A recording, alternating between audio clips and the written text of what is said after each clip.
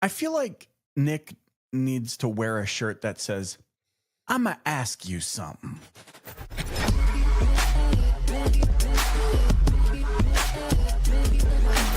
This is Collabs. The way you started that, like, you know, that like that 50 millisecond timeline where you're like, are you gonna pause and say that right now? Okay. No, that's amazing. Let me ask you a question. I'm gonna ask you something. I'm gonna ask you a question. That's really good. But That's like with a British accent. Can you do it with a British accent, please? Let me ask you a You question. can't do the British accent. It's all of a sudden try gonna turn like Texas Canadian, and it'll No, be it real turns weird. into like old monocle wearing top hat. I'm gonna ask you. I become King Charles. The Monopoly man. That's unbelievable. I don't know, but I'm never gonna look at Nick's last name again without thinking of that. It's a problem, guys. I'm sorry. No, I mean, you see the world in a way. This guy also, just as a note, like, he's a consummate musician and he has the perfect name to be a musician. He really does. Yeah. Like Nick Askew, put that on a CD and sell it, man. Yeah. Like, He's got the accent too. It's unbelievable. And the studio. It's kind of frustrating. And he's smart and he's talented. And I mean, Nobody's. why does he hang out with us again? What? That says Nick. That says Michael Cirillo. You know what I'm saying? You don't go on Apple Music and be like, that sounds. If like I'm looking for good. like a cover band of the classics, I might do it. Like polka. Oh. Like like polka? Sinatra. Like Sinatra. Oh, Sinatra. But I could definitely see you like in a polka band now that you mention it. That's fair. Well, you know, like I Outfit and recently, everything. not too long ago, I had Nick on our other show, The Dealer Playbook, and what I realize is that he is a really deep thinker. I don't know if it stems from the musical theory Absolutely. side of things, Yeah. but Have you listened to his music? It's not necessarily bubblegum pop. It's like introspective feeler music. He can turn bubblegum pop into introspective music. That's I don't know true. how he does it. That's true. Well, hey, maybe you'll get some bubblegum pop. Maybe we get some introspective music, but we hope you enjoy this conversation with Nick Askew. Nick, thanks for joining us again, man. Excited to chat with you. Always good to catch up and just see what you're doing in the world, for sure. You mean besides just like walking off a movie set? Yeah. Like if you definitely can't watch, if you're only on the audio version of this, he's sitting in a director's chair. He's got a full sleeve on his right arm. He's got headphones on. There's like a little light peeking out in the back. There's like a psych, so you can't even see the corner of the room. But he's like, oh, I just threw this on, fine. right? Just got off the set. It's fine. Well, okay, but that actually transitions to what I wanted to ask you about, because I haven't really been able to talk with you about it since it happened. If you're not following Nick on, I'm gonna call it Instagram. You can follow Nick on LinkedIn, but you got to follow Nick on Instagram, because it pairs personal and professional really, really well. Yeah. You went through this time when you recorded a song that you learned and then recorded later that day, every single day for how long? A whole month, right? Yeah, full 30 days. Because obviously you're a musician. We know that about you. You're not just a musician, but I would consider you like an artist. Like, you think about the Without a world doubt. creatively, right? When you were going through that, what did you learn about yourself and what that gave you in your life and your business and things that like maybe you didn't expect coming out of just like trying something like that? Good question. Yeah, it's a great question. So I think, first of all, the thing that I found out about myself was I like to set really big goals, and then about halfway through, the pain sets in. So it's prevalent through self-inflicted pain. But, like halfway through, I got, my voice gave out. Like, I did a song that I really wasn't prepared to do. My voice gave out, and I still stuck with it anyway. And I think for being a startup, right, how many companies, we know the success failure rate of software startups. It's no secret that, most of them don't make it past their first couple of years, right? So I think for me, one of the things was, commitment to doing something that was hard and proving to myself that I could do it no matter what. That was a portion of it. Adaptivity in the moment, like even sitting there going, okay, so I prepared this song. I'm getting down to record it and I'm just not feeling it, or I actually can't do it, or I didn't learn it well enough, so I've got to pivot in the moment. And I think that's just something I was able to figure out about myself, is like that adaptivity, and then also the perseverance of, you know, I said I'm going to do this every day for 30 days, and whether it, you know, kills me, unfortunately, my wife, if you're watching, you know, she wasn't a big fan of me going and spending and doing that when I was supposed to be hanging out with the family. There's so many jokes in there. Yeah. I know. You know, it was like, oh, you're recording your song again. I can't wait for this month to be over. And it's like, but she had a point. But like, it was a, you know, I'd made the promise that I was going to do it to myself. So I've really felt good about following through. And I think that was the perseverance part was the biggest for me. I was just watching a video, a Casey Neistat video he released a few months ago. It just popped up in my feed. And I think the title of the video is Do Hard Things. And in his very, you know, quintessential storytelling method, you know, it kind of shows early morning, him waking up, the alarm clock, and he's like, waking up is hard. You know, waking up early is hard. He's like, and then going to run is hard. And then he goes into this whole like monologue on doing hard things and what it actually conditions you to do in all the other areas of your life because you decide to do the hard things. And I think as an entrepreneur and as an entrepreneur in the auto industry, there are always going to be hard things, like all the time. Yeah. And if you expect that there won't be or aren't conditioned to handle it, like you will wash out very, very quickly. And especially if you're trying to build something new. Well, and that's what, like, I wrote on LinkedIn the other day that, you know, I entrepreneur 17 hours a day. I love that post. I right? love that one. And it's and the only reason is that it's less is because I can't remember my dreams. That's the only reason, right? And like there is this thing where, like, it doesn't matter what aspect of my life, I'm always entrepreneuring. I'm always creating or crafting something new. And that's the, like, you know, I can hear my wife, like, because I commit to dumb things like that too. Don't worry, Nick. We're all, I think, in that corner. But I can hear my wife being like, again tonight, right? But it is that constant push and pull of like, how much can I create and how much do I have to like get resolved and stay steady and be available for my team that's living in this like right now scenario. And sometimes I'm just living in this what's next scenario, right? And that's a constant balance. Oh, that it is a constant balance, especially when, you know, and that communication. I mean, I bring that back to work in my team, right? Because, you know, unless I communicate those kind of goals, it can sometimes seem, you know, that, oh, Nick's got this new fresh idea, right? And it's like, oh, that's his idea of the week. And it's like, you're just thinking so far ahead and making these big picture commitments that unless you are very strong in your communication about your intent to do those things, it can come across off as just impulsive, which to be fair, you know, can be.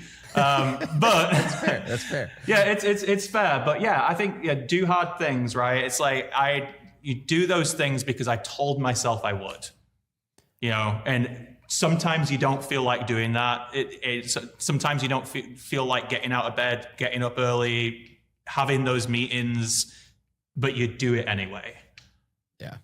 The conversation that you and I were having when we were talking about actually a SoduCon is actually, it's very akin to this, because when you think about the things that the world is building right now, and you know, I'm going to go straight to AI because it's kind of like the hot topic. You know, earlier this week, at time of this recording, we saw GPT have 1 million new subscribers in less than an hour just because they released image generation, right? Like the pace and the availability and the understanding and the adoption is pacing up at an all-time record.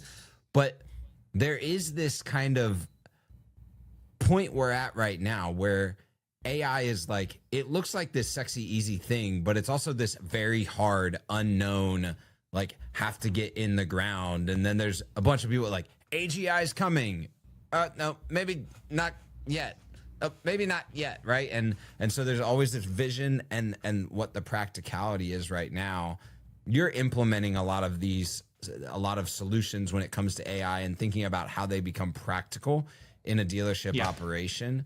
how are you balancing that? Like, oh, I have this vision for what it can look like and what we can practically accomplish today with the way the tools and the capacity of AI is right now. I think that's just how science works, right? In general, it's like we're always 10 years, for the last 40 years, we've been 10 years away from nuclear fusion, right? It's like you know, just harnessing like self-driving cars. Yeah, right? we're always 10 years away from self-driving cars, 10 years away from nuclear fusion. This is how it's going to be. But any practical part of science in general is that you've got to create test cases first. And if you think about the practical use of AI today, AI has very specific jobs. You mentioned OpenAI releasing the image generation. Well, if you think about all the little things that our brain has to accomplish, right? You know, we've got image generation, you know, in the fact that we can close our eyes and imagine something.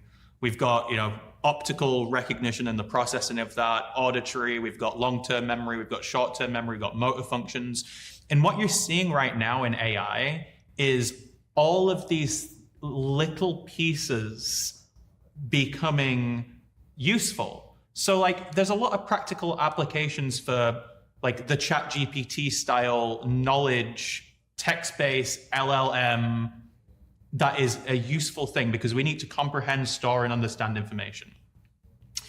What we're going to see right now is a lot of these individual AI applications be built to where it's image recognition, audio recognition, you know, and it's going to get faster and better, and all of these little pieces, much like how our brain works. And the way we're trying to implement that is jobs to be done with inside automotive and harnessing the power of what actually is available today and segmenting them down into even, you know, further, which is how can we utilize LLM? How can we utilize image restoration recognition? How can we utilize, you know, data analysis? How can we utilize all of these things and make them into little practical agents that just take the monotony out of doing the job and make car buying experience a little bit better? So I think for the AGI thing to finally happen, you know, there's several parts of artificial intelligence that we have to master, and then we have to tie that together like all of our sections that we have in our own brain, if that makes any sense whatsoever. So no, it makes a lot of sense. A ton of sense, yeah. And one of the things that I worry about the fact that a lot of the tech companies and a lot of the people who live and they love to live over the horizon, right? And then they come back and they tell us what's over the horizon and they talk about it a lot. Most of the people, 80% plus, live right here and are looking at the horizon saying like, I can't quite see what's out there, and everything that they come back and tell me, I don't know what to do with it right now. And so, I mean, that's going to be a lot of what we're talking about at ASOTUCON, and you're going to be coming in and sharing a lot about like, yes, that's what's on the horizon, but this is what the now looks like to prepare for it.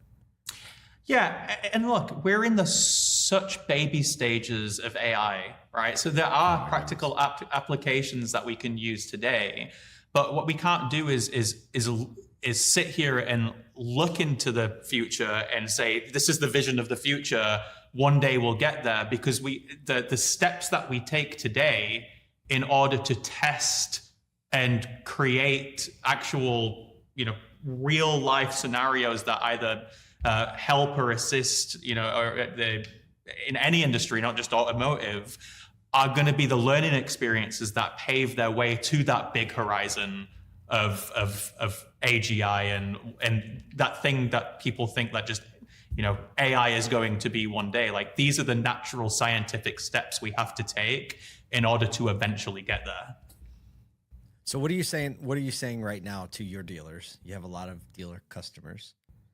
What are you saying to them, even from, and you obviously run in like a singular lane as far as your products and things like that, you know, within a certain portion of the business. But what is your general coaching to your dealer clients about all of this new stuff, about what they can be doing today in order to make sure they're prepared for the future, or they're building a house today that will actually be effective tomorrow as well? There's a couple of things. So first of all, be curious and learn about it. I mean, I think that one of the things that I'm speaking about at some other conferences is kind of like AI for the everyman, right? There you is go. how to generate a bunch of different reports and generate a few prompts to be able to ask your reports some things and ask the data questions, right? I think that everybody, no matter if they're a GM, they're a sales manager, they're a BDC manager and analyzing scripts and what worked and what didn't work. Be curious and use these tools, because it's not just waiting for the vendors. As much as I'd love to sign more dealers up and solve that problem for you, like, unless you're curious about it and understand how this works yourself, you're never going to be able to fully understand to strategize that for your business. Because I think the GM of the future is able to take, they are in charge of their own, they are the CDP, right? I love that. Come on. Right? It's not go out and buy a CDP and figure out how to harness it. It's you have to understand and control that. So if you've got, ancillary, products, you've got an F&I company, you've got a body shop somewhere, you've got whatever that may be, you have to be your own dealer's, be harnessing your own dealer's CDP and build your AI on top of that central brain, right? But the only way that you can do that is actually understand it and be curious about it in the first place. I love that you say that, to be curious about it, because I know some people, I've sat in dealerships and with other people that are starting to use AI. And I think what the common belief right now is that, like, I can just ask it anything in any way and it'll come back with the right thing. And what I've learned and what we've learned on our team is actually the way you ask it, how you clarify the expectation, what you clarify as the output, what additional feedback and additional data you feed into it is extremely important. What's actually happening is it's making me a better communicator, because I love how, we're using this word agent a lot when it comes to AI, and it really is an agent, and that agent needs inputs to give you the right output out. And that's the same thing with an employee. It's like, oh, if I'm really curious about AI, it gives me the proving and training ground in how to approach an employee with my clear expectations on inputs and outputs, right? And like you actually said CDP a couple times there.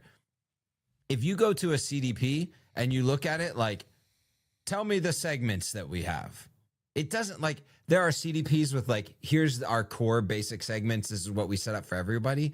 But there's some like very human level things that we have to understand about querying that CDP and saying, I want to extract this data out now that I've put all together in order to operationalize it over here. And those are still the movements that we have to make as the overarching operators of these new tools. Yeah, and if not, you're just relying on the base level reporting, or you're relying on base level automations. You're not really optimizing anything. You're just connecting data without a purpose. And that's the thing about prompt engineering. I think everybody should learn how to prompt engineer properly. We do so much experimentation internally just for ourselves. I can't actually remember what we call them. They're basically phantom settings.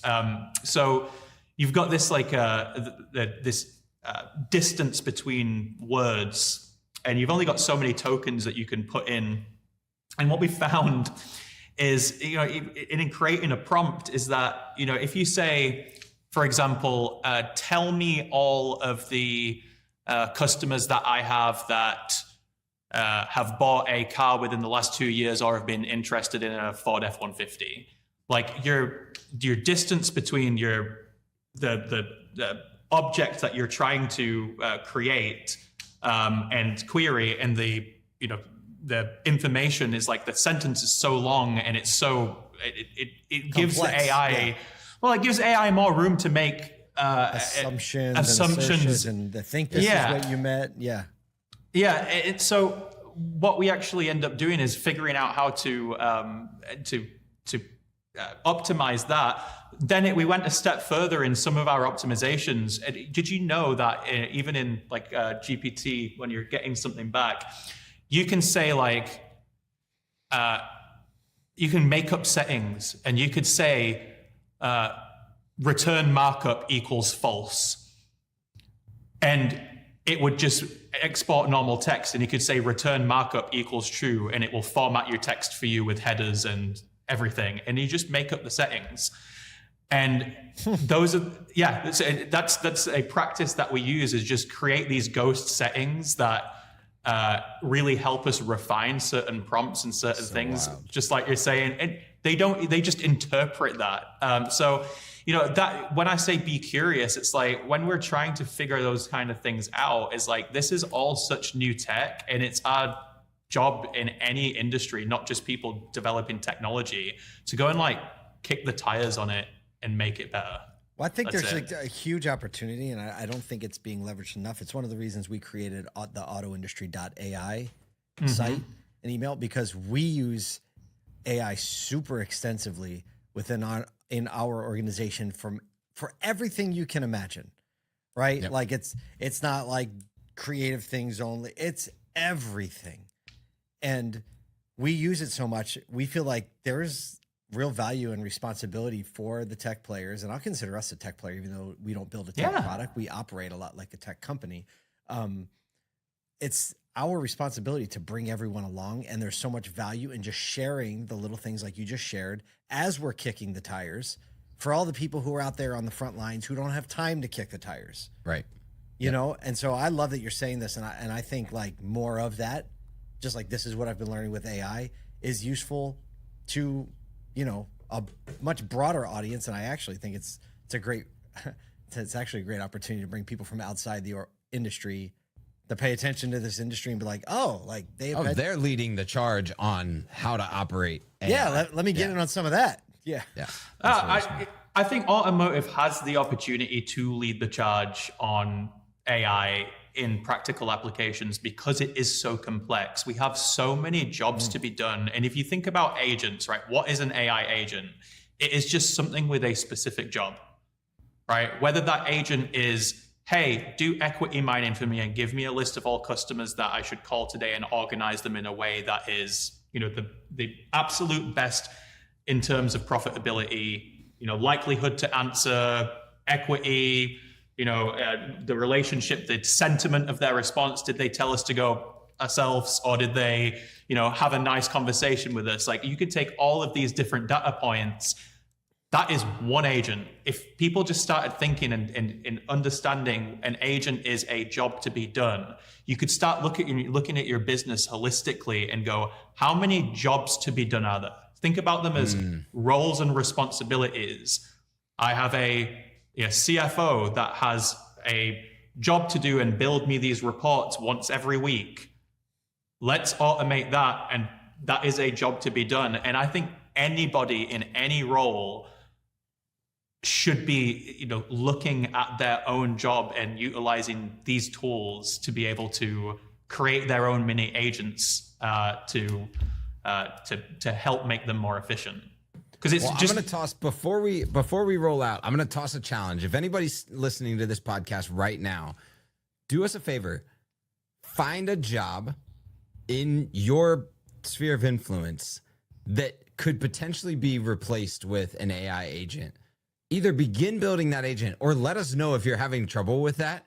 And between the three of us, at least, we'll figure out either the path to get you there, or the person to talk to, or something like that, because I think that would be a really cool outcome from this conversation. Nick, always great to chat with you. You're filled with just creativity and insight and vibes. And vibes. Full vibes, director vibes. Full vibes. We can't wait to see you at a SoduCon. You're going to be doing some podcasting with us. You'll be on stage. It's going to be a really fun collaboration. Looking forward to it as always. Great to see you both. I'll tell you what, his studio game is really stepping up. Dialed You've seen in. him on LinkedIn and everything. I'm watching all these things. I'm like, he got that production bug and he just went back into it. Yeah. No. You know, because That's strong. I think all of us have kind of wandered in and out of that. You know, oh, I'm just going to make content, but he's really. You know what I think? thinking with it. Actually, this is right to the conversation about AI. I think that there is this wonderful balance of people that are leveraging technology like at an extreme level, but also still creating very natively and personably. And I think it's enabling like this left right brain unlock in some people that are able to do both within a single day. And you know, maybe it's just because we're all musicians too. Like, I think it's something that a musician or a creator or something like that that is tuned into technology is having much more of an unlock, because there has been this like, what can I create with this? What can I do? That's What's a really the good opportunity observation here? Right. I mean, I think that the creative-minded people are naturally ones that are good at taking, I won't say chaos, but taking elements and putting them together. Even think of how creatives are naturally, musicians are naturally better at language. Yeah. Picking up languages and things like that, because they can kind of hear. It's almost like they see and hear the music in it. Oh yeah. And it's almost like that's kind of what Nick's doing with AI and tech, and what the creatives are doing with the tech. Oh, they see the music in the tech. There's another post. That's a post. That's a podcast. That's a whatever. Yeah. Well, as you're saying it, I'm thinking about this, and I'm like, yeah, this rings true, because I mean, I know we've all written music. We've all probably sung in choirs. We all know how to do the harmonies and all of that. And there's something to this where you can hear the whole. And I think, are we all sound engineers too? Yes. Okay, so like we're all sound engineers at the same time. There's something to this ability to hear the whole song at once. Yes. And also simultaneously pick out all of the individual things. Yes. Oh, see, now you just done got me fired up. Well, listen, we hope you enjoyed that conversation. We hope you enjoy listening to us just pat ourselves on the back at the end of this podcast. So on behalf of Kyle Mountsier, Michael Cirillo, and myself, this would be the perfect time to sing a 3-part harmony if we were rehearsed, but we are not. So thank you for joining us here on Auto Collabs. Welcome to Auto Collabs.